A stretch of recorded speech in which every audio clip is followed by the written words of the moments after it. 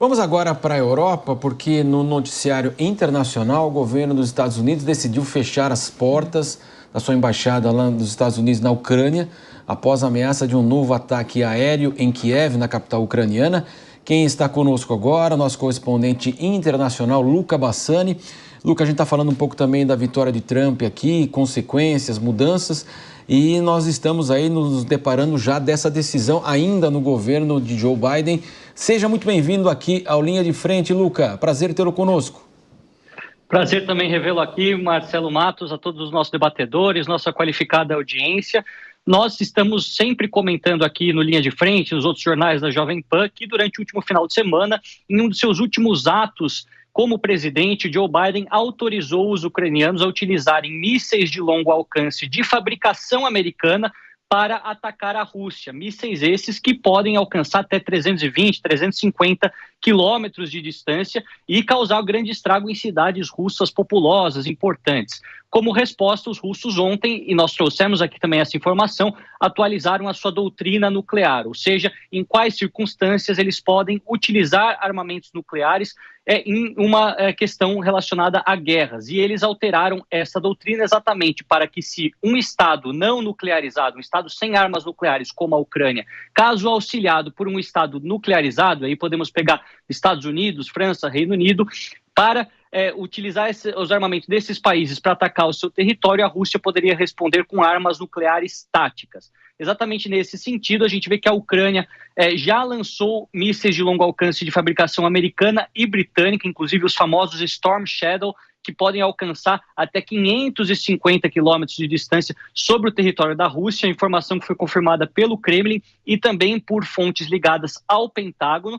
E agora os ucranianos temem um ataque maciço ao seu território como uma resposta, principalmente na capital Kiev, com vários drones, vários mísseis balísticos, mísseis de cruzeiro, e nesse sentido muitas embaixadas, inclusive a dos Estados Unidos, estão já passando as diretrizes de segurança para os seus funcionários. Dos Estados Unidos, inclusive, fechando temporariamente a sua embaixada em Kiev, temendo que esse seja um alvo também dos ataques dos russos para os próximos dias. O presidente Zelensky diz que os russos fazem uma espécie de ataque psicológico, prometendo um ataque aéreo em grande escala durante os próximos dias, e que isso estaria fazendo grande parte da sua população entrar em pânico, já que o inverno se aproxima, grande parte da rede elétrica já foi comprometida e o país vive com uma série de racionamentos acontecendo na questão elétrica para garantir a energia aos setores essenciais. Então, a gente vê que é um novo momento de escalada nessa guerra, depois de quase que um impasse territorial, com a Rússia dominando 20% do território da Ucrânia, a Ucrânia sem conseguir recuperar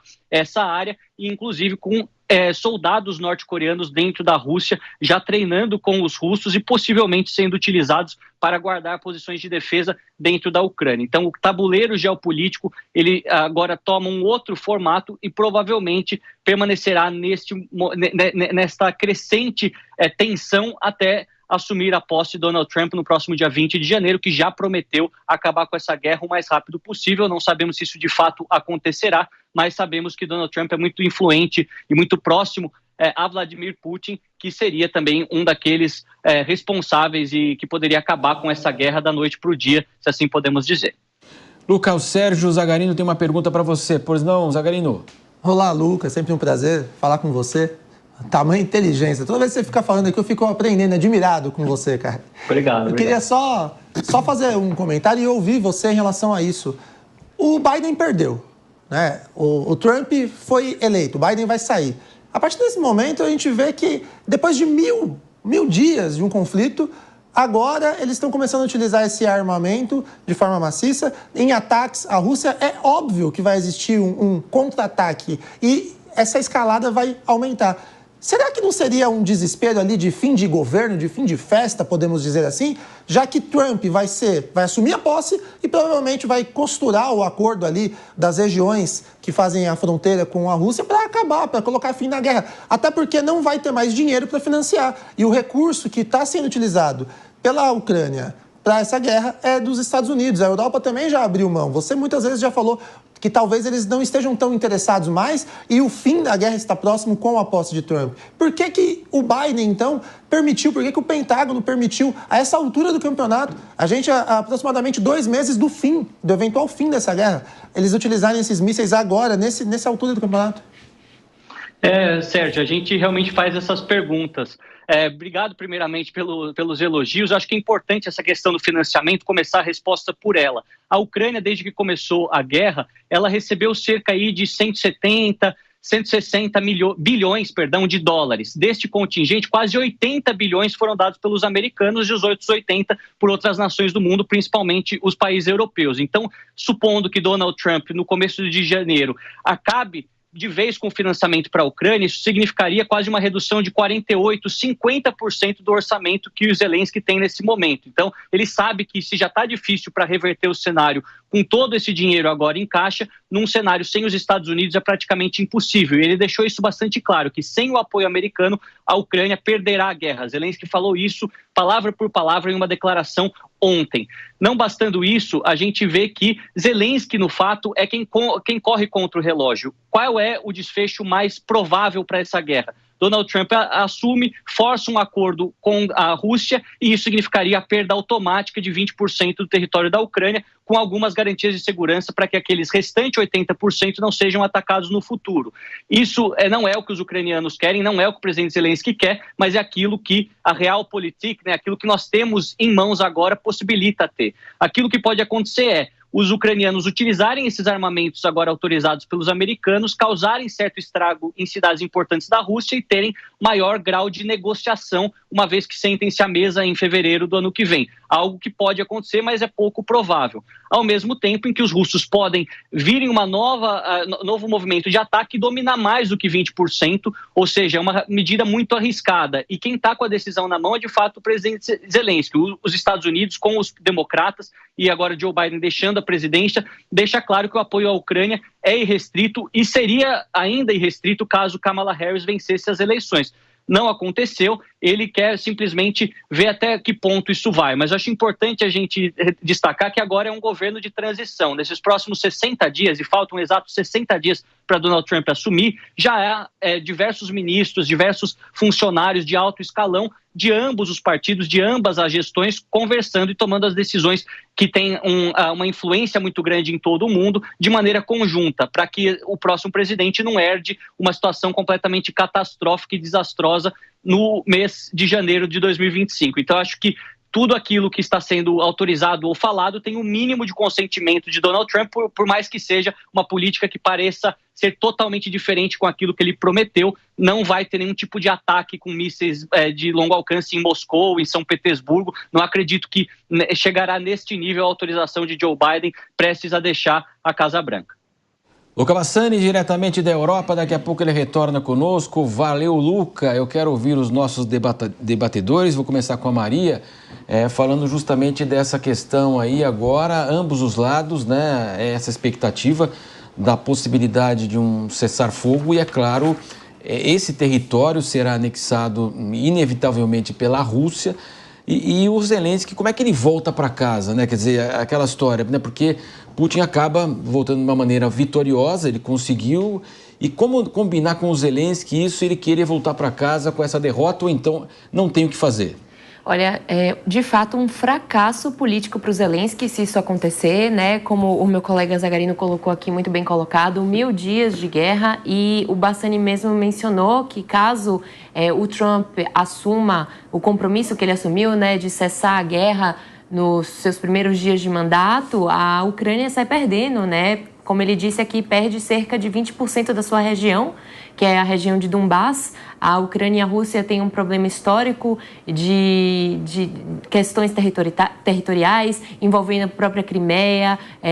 Todo o histórico de ambos países tem a ver com essas questões de tensões. Então, é mais um capítulo triste para o histórico diplomático desses dois países e um fim também muito triste para o Zelensky, que certamente vai sair totalmente descredibilizado, impopular com a própria população ucraniana, que também tem um quê de nacionalismo aí muito forte, né? Tem muitos ucranianos que não suportam a Rússia, não suportam o Putin, e se o Zelensky sair perdendo essa, vai ser muito ruim para ele. E eu acredito que, de fato, o Trump ele vai assumir esse compromisso, né, de cessar a ajuda financeira para essa guerra, e a gente vai ver cenas de capítulos muito desastrosos em termos diplomáticos. A guerra da Ucrânia, como eu disse na minha fala anterior, a gente vive tempos de mudanças, tempos disruptivos para a questão das relações internacionais. Acho que a gente está entrando numa nova era das relações internacionais, onde os Estados Unidos vai competir cada vez mais com a China em relação